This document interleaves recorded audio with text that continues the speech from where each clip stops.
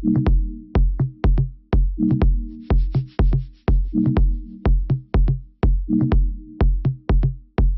الله الرحمن الرحیم. السلام علیکم دوستانو، څنګه کولی شو په 2 ورځو کې د مخ ګونجې ختمې کړو؟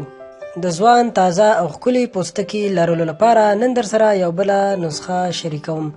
خو دوستانو د ویډیو شروع کېدو نه مخکې زموږ چینل در سره سبسکرایب کړئ، ورسره خوا کې د ګنټۍ نشان هم ووهئ چې زموږ د هرې نوې راتلونکې ویډیو خبر تاسو ته درکړل شي. دوستانو، د مخ پوستکی چې د بېلابېلو علتونو له امله ګونجې کېږي د انسان په روحیه او د ښکلا په له منځه وړلو کې بده اغېزه لري. د مخ ګونجې عموماً په زړښت کې پیدا کېږي، خو ځینې وختونه کیدای شي دا ګونجې تر زړښت هم مخکې پیدا شي. لکه څنګه چې عمر لوړیږي همداسې د مخ پوستکی نازکه کېږي. د مخ غوړ له منځه ځي، پوستکی وچیږي چې په پایله کې ډېر په اسانۍ سره مخ کې ګونجې پیدا کېږي. که غواړئ چې په مخ کې مو ګونجې زر پیدا نه شي، د ورځې 2 ګیلاسه اوبه وڅښئ. کوشش وکړئ له لمر څخه ځان وساتئ. همدارنګه له سګرټ څکولو ډډه وکړئ. له 6 تر 8 ساعته پورې په شپه او ورځ کې خوب وکړئ. همدارنګه په ورځني ژوند کې ستړیا او دماغي فشار ستاسو دغه ګونجو ته پراختیا ورکوي.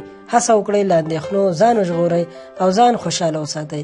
که چیرې د مخ پوستکی مو ګونجې لري یا هم غواړئ چې په راتلونکي کې ګونجې نه شي، نو له دې طبیعي موادو جوړ شوي ماسک نه استفاده وکړئ.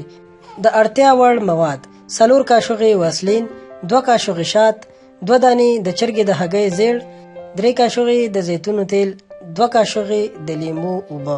د جوړولو طریقه یې داسې ده: لومړی واسلین د حرارت په وسیله اوبه یا ویلې کړئ. وروسته شات، لیمو، د زیتونو تیل او د هګۍ زیړ ورسره یوځای کړئ. بیا یې د نیم ساعت لپاره په مخ وموښئ او بیا یې په تړمو اوبو پرېمینځئ.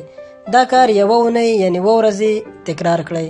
د مخ ګونجې به مو له منځه تللي وي، پوستکی به مو سپین او ښکلی وي. ډاکټران وایي که په دوامداره ډول تر هغو دا کار وکړئ نو ډاډه اوسئ چې په دې کار سره به ان د خپل عمر د 10 کلونو پخواني حالت ته واوړئ او ځوان به ښکاره شئ. دوستانو، که دا ویډیو مو خوښه شوې وي او غواړئ چې همدغسې نورې هم په زړه پورې او ښایسته ویډیوګانې تاسو سره شریکې کړو، نو مهرباني وکړئ زموږ چینل در سره سبسکرایب کړئ، ورسره خوا کې د ګنټۍ نشان هم ووهئ چې زموږ د هرې نوې راتلونکې ویډیو سره تاسو ته خبر درکړل شي. مننه.